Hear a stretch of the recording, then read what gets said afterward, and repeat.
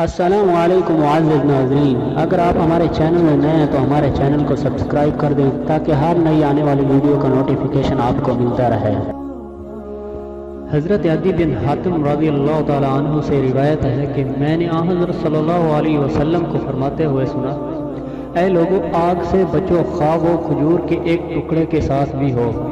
بخاری مسلم کی ایک روایت میں یہ ہے کہ تم میں سے کوئی آدمی ایسا نہیں کہ جس سے اس کا رب کلام نہ فرمائے گا، جبکہ اس کے اور بندے کے درمیان کوئی ترجمان نہ ہوگا۔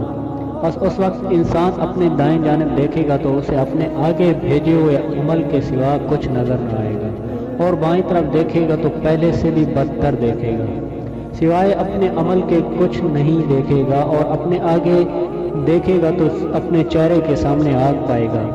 بس آگ سے بچو، خواہ کھجور کے ٹکڑے کے ساتھ ہی کیوں نہ ہو۔ جو یہ نہ پائے تو وہ اچھی بات کر دے۔